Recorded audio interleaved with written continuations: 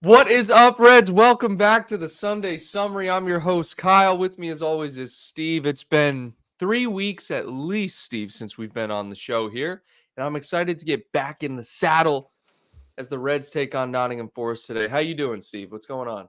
It's been a while. It's been a while. I'm glad to be back. I'm good, man. Hell Uh, yeah. Life is good. Must-win match coming up shortly.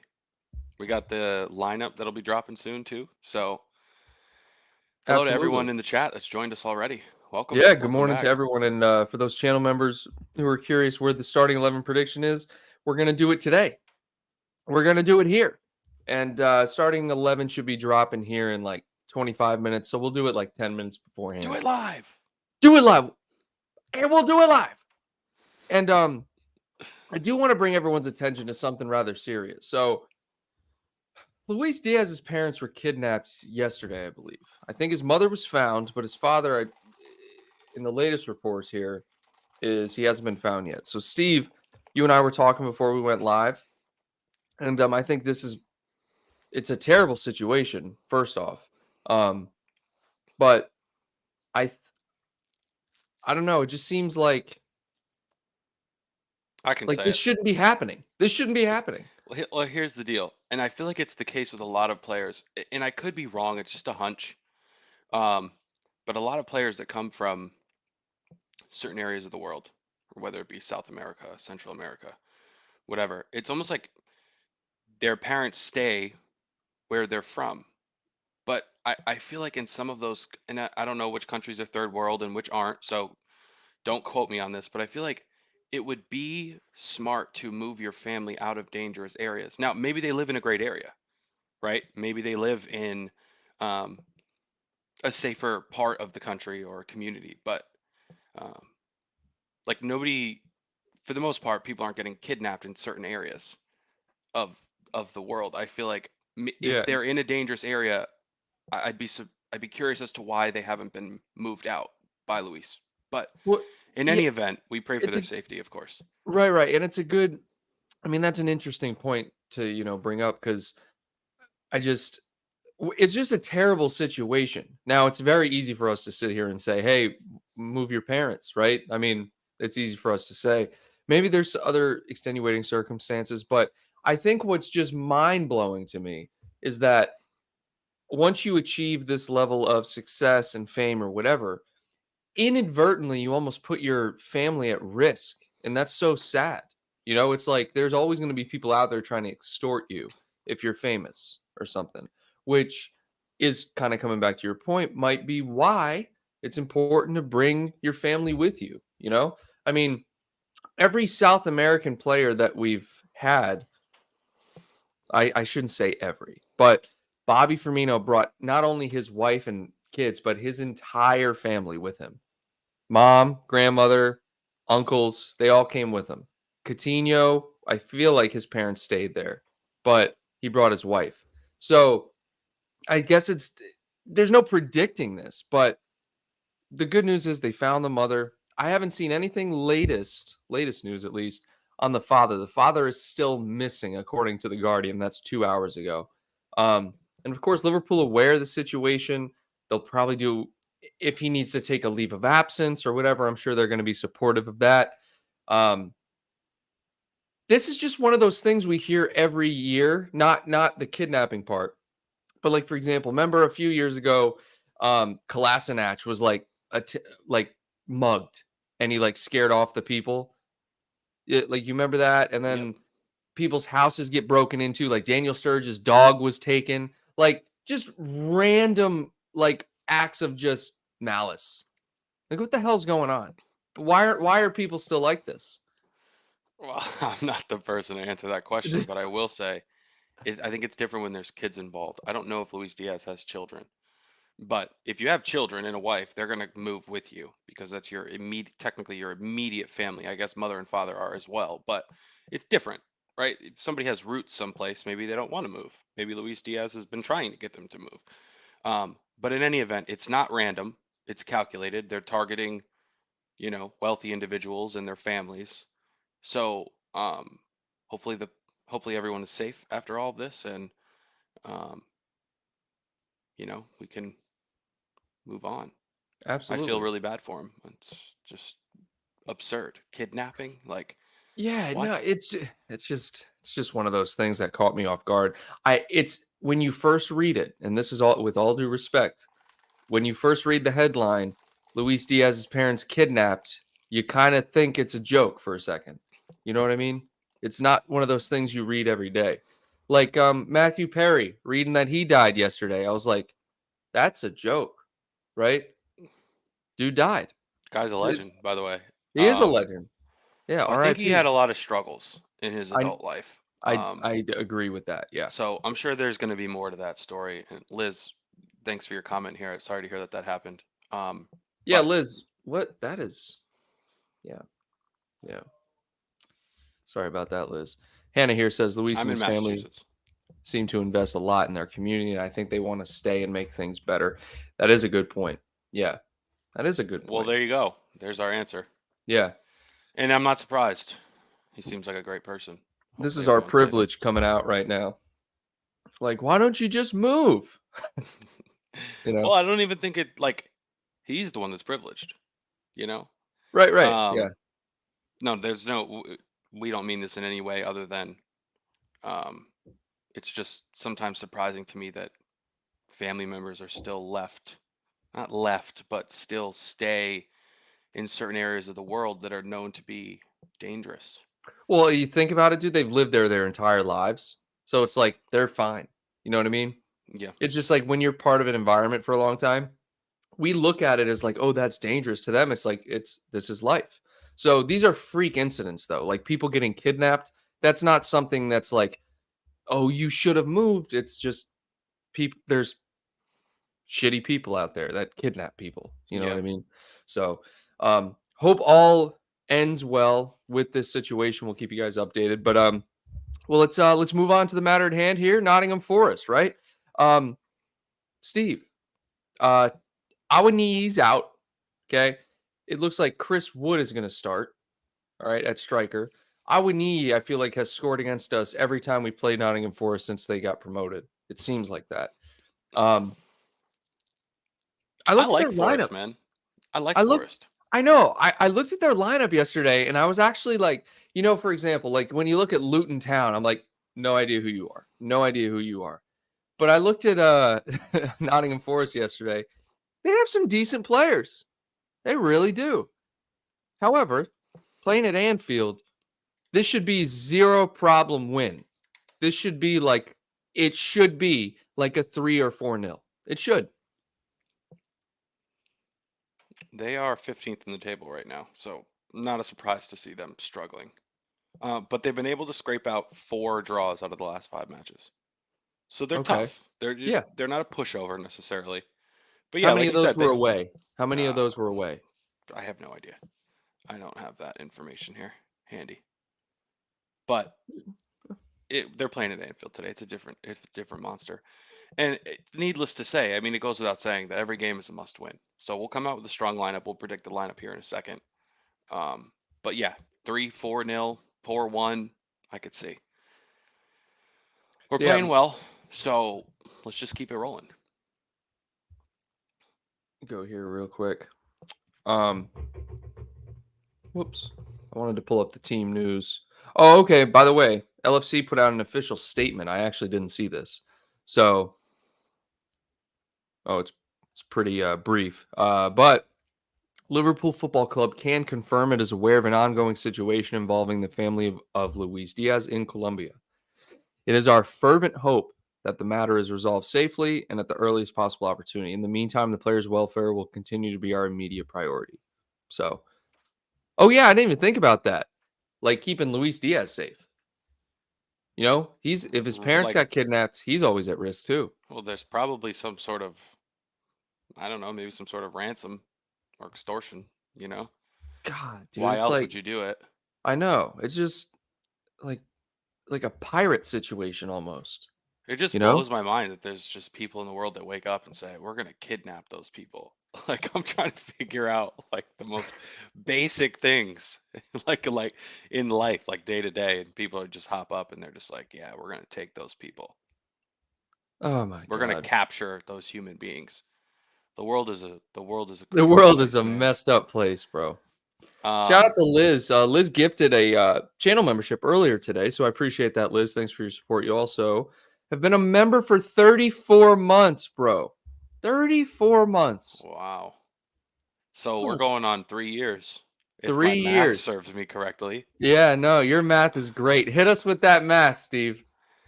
So if you play 10 matches, Yeah. So if you play 10 matches and you don't go for the win, you settle for a draw. This is the long story short. And you draw 10, you get 10 points. Okay, then if you play the next 10 matches and they're close, and you go all out for the win, and you only win 4, but you lose 6, it's 12 points. So this is just a message to the kids, really. Get out there and yeah, always push for the win because always, draws aren't good enough. always. Ain't that true? God, that was classic. All right. So the Liverpool app, guys, I highly, highly suggest you guys download the Liverpool app. They're starting to do more like short, insightful articles before the match, team news, all that stuff. But, anyways, Nottingham Forest, previous meetings. The last 2 times the club met at Anfield in April of this year, there were 5 goals. Diogo Jota scored 2 alongside Mo Salah. And the Reds won 3-2. Okay, so they put a few past us. Now, Cooper's team, meaning Nottingham Forest, have played out 3 draws on the bounce in the top flight, most recently a 2-2 with Luton Town at the City Ground last weekend. Forest head to Oh, they have 10 points total. Okay. Gotcha. Now, see, Steve, listen to this lineup. They actually have some pretty good players, right? This is the predicted lineup for Nottingham Forest. You got Serge Aurier, Bali, who used to play for Wolves, Murillo, don't know who that is, to follow Mangala, Dominguez, Sangare, Gibbs-White, Wood, and Ilanga. Okay? Well, so Alexander Delos, I think his name is here. He said um, Chris Wood is terrible, which I agree with. Dude, see, He's people, abysmal. dude, no. When he played for Burnley, he was really good. Like, he was one of the, in my opinion, one of the better, just big, strong hold-up strikers there was. Well, there's not many. I know. It's a dying art. They don't make them like they used to anymore, Kyle. They certainly don't. And how old is he? Dude, he's in his 30s for sure. Chris Wood. Let's see. I feel like he's like 36, dude. He's old for sure. But they got Divock Origi too. Why aren't they starting Divock Origi? Do they? They have Divock Origi. Oh man, if they started him, he's 30. He's gonna be 32 in like 2 months Oh, that's actually not bad. or 6 weeks, 5 weeks. All right. Well, Now, Nottingham Forest style of play, guys. Forest are very keen to kick on and make progress, so that included involving their style of play into something more pleasing on the eye with a clear identity. It is clear what Cooper wants to do. He wants Forest to be a team which can play through the lines and is comfortable in possession. They just haven't quite fully clicked yet. All right. So there's 2 approaches to this game. Either they're gonna sit deep, absorb pressure, and try to just block everything, or they're going to try to play in possession. And they're not going to be able to handle our press, dude. They don't have the personnel to hold possession against Liverpool. What they do have is they have the ability to expose us for what every team has exposed us for in the last year, which is just getting in behind, playing on the counterattack.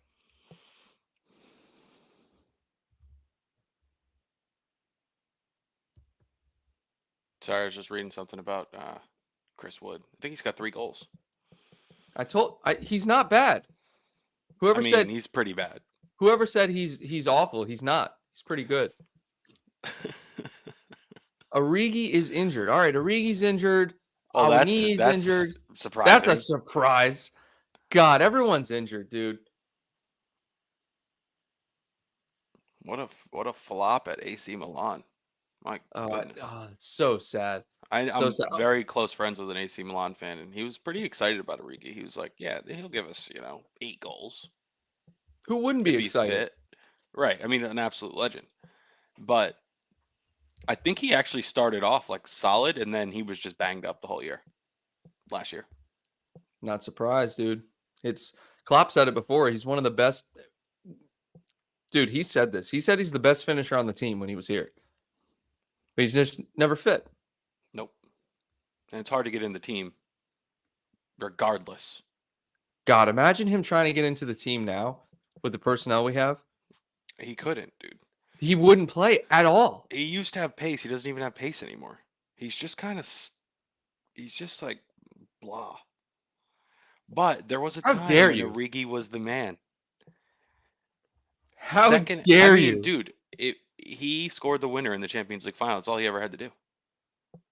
God, Literally, that's all he ever had to do. He had other great moments, of course, but he that's all really he did. had to do was score that, and he's just a legend forever. Dude, you want to know what's crazy? You think back to Origi goals, they're only iconic goals. He only scored iconic goals. There were no tap-ins. For the They last were like 4 years, yeah.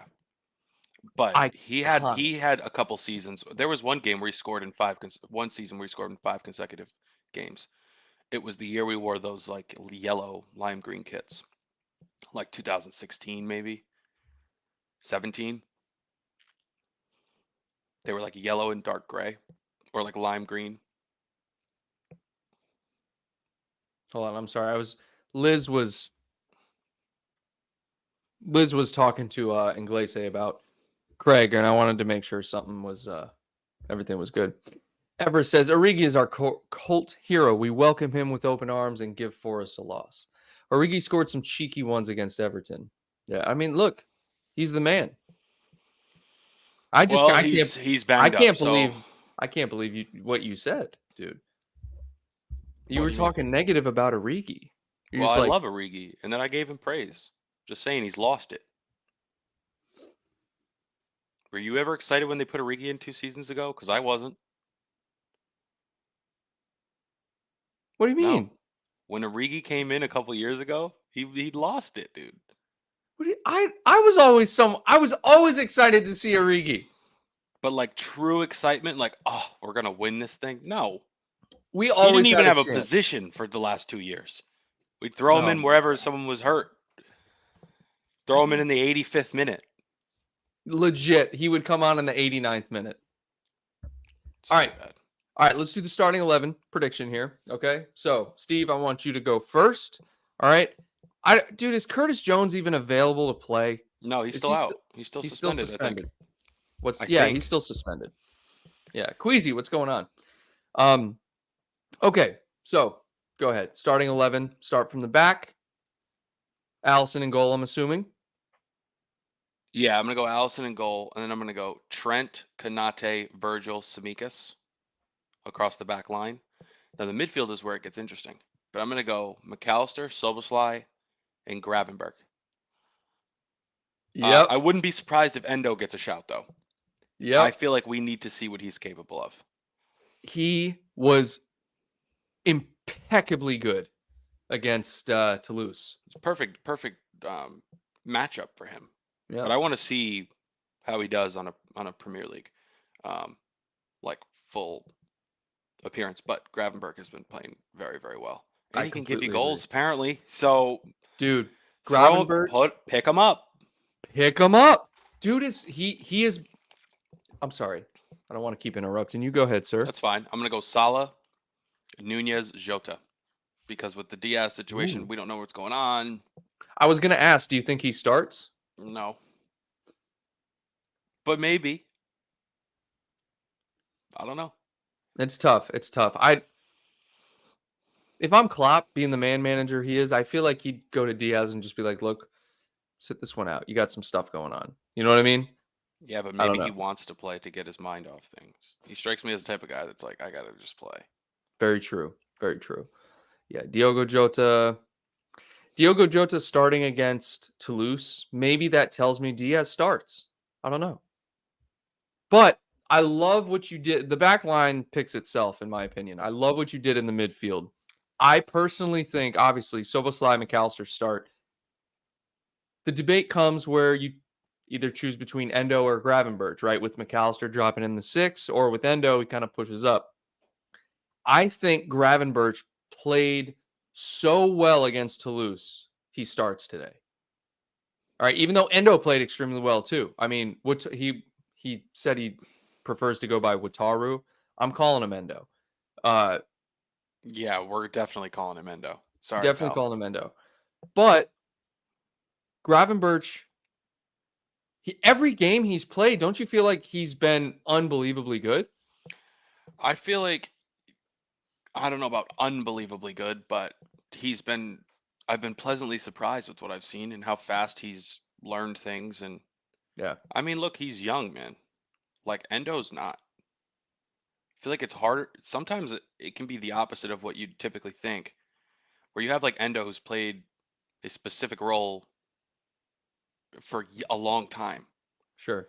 and then he's breaking into a new team. It's like I don't know if it's almost like the you can't teach an old dog new tricks type thing here. But Gravenberg, I mean, he's been bounced around a little bit. He's hungry, he's young, he's athletic. I wouldn't be displeased with either of those options if they were selected. But then there's also the element of Elliott. You don't know what Klopp's thinking ever. Right, and So Elliott played very well against Toulouse also. Um, I I can't think remember the everybody last did. I can't remember the last Premier League. You don't think he did? I said I think everybody did, Oh, yeah, it was pretty obviously. hard to choose someone who played badly. Elliott is I can't remember the last game he started in the Premier League, maybe Wolves. Can't can't I think it was Wolves. And I don't know. It's rare that we see Gravenberch start in the Premier League since he's been here. Standard, it's been McAllister, Soboslai, and like Jones. But we have seen Elliott play.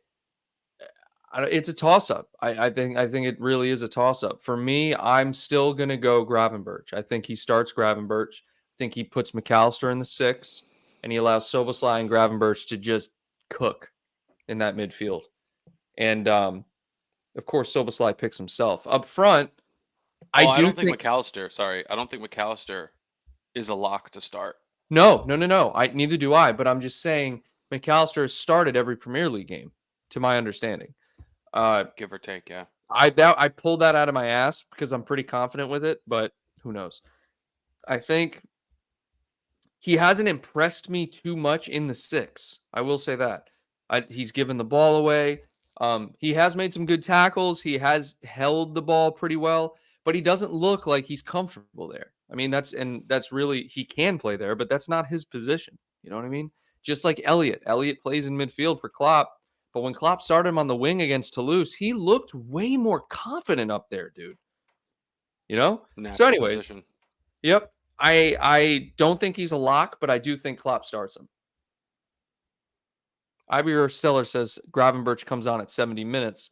Um, and says Gravenberch might take McAllister's place if DM arrives in January. That's another thing with Andre from Fluminense. If he comes, who knows what happens with McAllister? I think once we get an actual 6, Klopp feels comfortable taking McAllister out of playing 6, and we'll see Soboslai and McAllister flanking Andre or Endo or whoever decides to play in the 6. Isn't Endo a 6? He is. He is a tried and true 6. However, I think Klopp got him. He got him as a secondary option that can play because that Endo is not a. Klopp had no plans to start him every game. He was a depth guy. He's 30 years old. That's why we paid 16 million for him.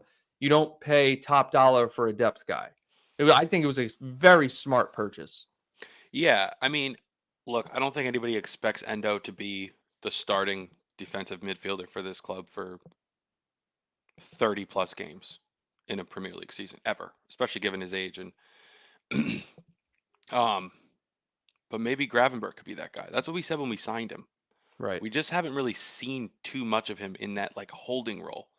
So we're still kind of without an identity at that position, which is hard to believe given all the signings we've gotten. Right, yeah. But I guess Endo, like I feel like Endo's the guy in the Europa League. Like I feel like we're just going to see a ton of him there. And I'm Absolutely. cool with that in the cups, whatever. But we still need a higher caliber 6 if Gravenberg is not going to kind of take that role. I mean, we'll see. And it's weird because we don't even really we're playing this hybrid like Trent's just inverted the whole game. And it seems like we're in a pivot, like a double pivot. And so, but when you isolate McAllister, he kind of gets exposed a little bit. But when you isolate Endo, I mean Endo, but maybe it's the competition we play against because when you play against Toulouse, I don't know. I thought Toulouse actually played some very eye appealing football. Like they had some nice passing and stuff. I mean, we killed them 5-1, but still, I was watching the game. I was like, this team's actually pretty good. Regardless, unless we get a tried and true 6, we're gonna see McAllister play there. I At this point in time, Klopp only feels confident playing McAllister there. I don't think he would put Gravenberch there. He has the size to play, but that's a wasted talent at the 6. I feel like Gravenberch, as we've seen, is a progressive attacking style midfielder, box to box, if you will. I mean, I don't want to waste him there. He has all the length that we need in the pressing. I don't know. I mean, if injuries were an issue, yeah, you could put him there, but I don't think Klopp wants to. If he did, he would have already played him there. I agree with that. I just think it makes sense to give it a try. Would you? Let me ask you this: Well, there's McAllister, also Thiago and Baccetic, right? They're out, but yeah, but like Thiago's, yeah, I I wouldn't even. woke up this morning and the first thing I thought was I don't expect Thiago to play this season. Thiago will likely not play another game for this club. I don't think it's likely, but it's just me being salty and frustrated with what's been happening to him. And again, Yeah. I feel bad for him, but his wages are too high to keep this going. So he's got to go. All right. Now, when he comes back, we welcome him with open arms for the 3 or 4 games that he's fit before he pulls another hamstring. And that could be in 2 weeks or in 8 weeks. I don't know.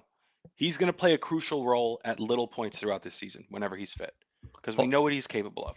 here, But sorry. when, You keep going. I just have to plug my computer in. yep. So my problem with Thiago is just his wages. He's on like 200K a week, maybe more. 190. I don't know. You guys tell me. It also 192. 192. Kyle says it also. I'm not good with like the currency exchange. So in any event, he will play a crucial role when he comes, and we just don't know when that will be. But I would not be overly surprised if this just lingers and lingers, and we barely see him at all this year. And it's too bad because we have the potential to win trophies this year. Um, and he's the type of guy that can change a game. There's not many guys where you can say, "Oh, bring them on, they'll change a game." Like to me, that's Nunez that can change the Yeah. trajectory of a game, Yep. regardless of what you say about his finishing. To me, that's Thiago. He can come on and change the way a match is played altogether with just as one guy. Um, and you can't really say that about many people because most people that are there to start like don't come into the equation. Like sure, Salah can change a game, but he's always going to be there from the beginning, so it doesn't matter. Right? Same goes for somebody like Trent.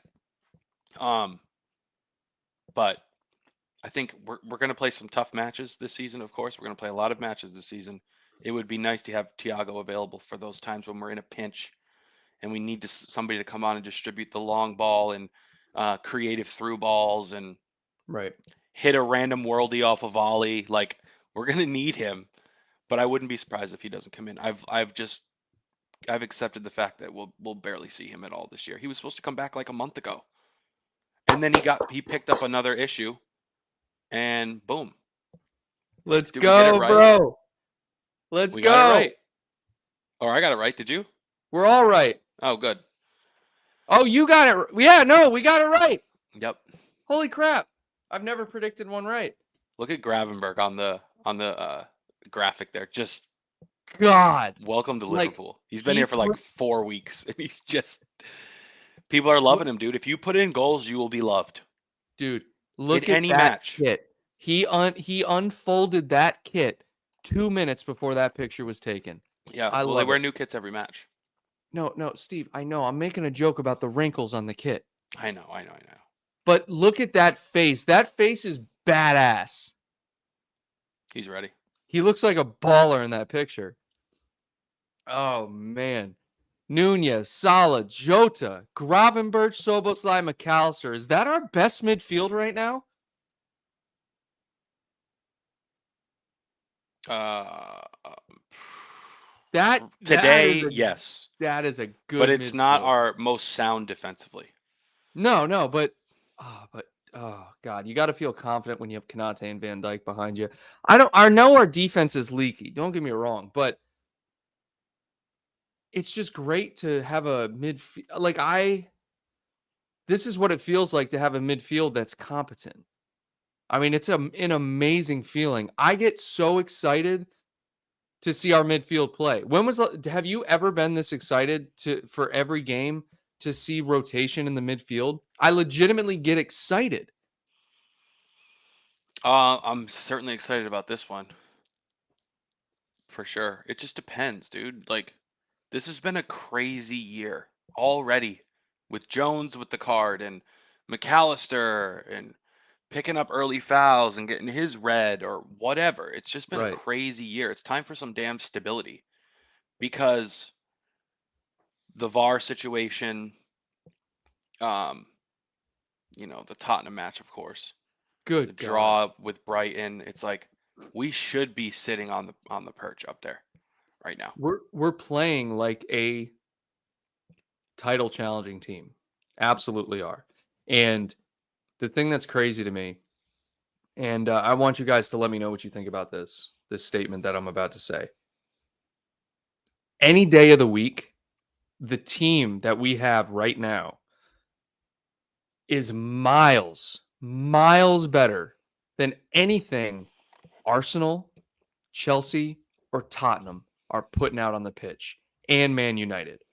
Oh, of course. Miles ahead, pound for pound. Look at the names on this lineup. Yeah. We have an unbelievably talented team, and we have improved. It's remarkable how much this club has improved since last season. I was very skeptical when we sold Fabinho and Hendo, but the upgrade from them, I was worried it wasn't going to work. I was like, oh, we let go of veterans. I don't know if it's going to work. It is better than anything I could have ever imagined thus far. Yeah, I mean, the only gaps I can see are a solidified defensive midfielder, that Fabinho type player, which could be Endo, but probably not. I think, like you said, he's a depth player, he's a squad player, and another center back.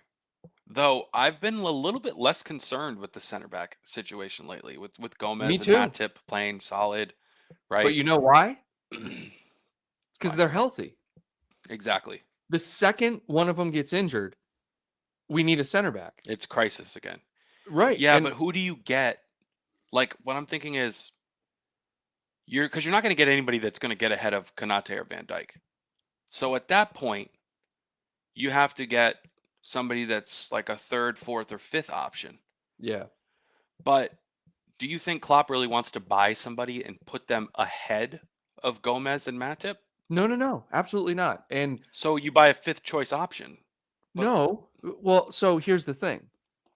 So Matip is in the last year of his contract. Matip, for me, is still playing at a top level. Matip he continues to just surprise me. I think Matip is by and far one of just the most underrated defenders in the Premier League. And if it weren't for injuries, maybe it wouldn't be that way. But Joel Matip, for me, dude, is I can never. Last year there was a point where I'm like, Kanate's better than him. But the year before that, it was like Matip is just the guy. Yeah, And the year now before this that was year, Matip in the league and Konate in the Champions League. That was right. crazy. That was a crazy run. Yeah. And now, dude, it's like obviously Klopp is trying to integrate Konate as the number 2, and rightly so. But every time Matip plays, I'm just sitting there like, this man has still got it. Yeah, dude, like he outplays Van Dyke like almost on a regular basis. Yeah, I know. It's crazy, but it's good that he doesn't have to play every match because that's when he's gonna pull a hammy and go down for like 4 weeks. It's it's gonna happen. It is. And so that's the risk, kind of going back to what I was saying about signing that 5th choice. Matip's in his last year of his contract. So would I want to extend him? Absolutely. Sure. He's even said I want to retire at the club. So that's the first thing. All right. However, we've given him 1 extension since he's been here. If there's any indication from past players, when we give an extension, it's usually the last one we give them. We usually give them 1 extension. All right. And of course, there's exceptions to that rule. Okay. But for example, Salah. But Mane, 1 extension. Bobby, 1 extension. Wijnaldum didn't give any extension. Fabinho, 1 extension.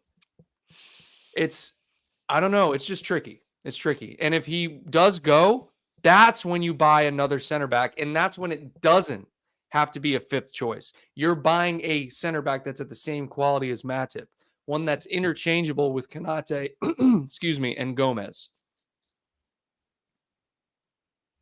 I say we extend him. Me too. But those are Klopp few. loves him. We all love him. He can play a role, and it seems to me like he's okay with just playing here and there. Like when Konate went out, he stepped in and he balled. Shout out to Oyvind, 28 months, man. Again, all you channel members, we appreciate your support very much. You guys keep the channel going. Jesus, I'm getting, my throat is all stuffed up all of a sudden. I say extend him. Why not? He's got everything. He's just injury prone. That's all. What do you guys think? Extend. Hiller says, as things look now, I'd be surprised if there'll be any investments in January. Endo's form is getting better, but not good enough. And as long as we get by with McAllister, FSG have enough excuse. Okay. So I'm just not even going to entertain that one. Doug, what's up? Jesus. Excuse me, guys. Shayna, good morning. Here's the thing. We made an offer for for Andre in the summer. He came out like 3 days ago and said he turned it down because he didn't want to be a hypocrite. Basically, or he would feel bad if he didn't stay at the club that he said he was going to stay at.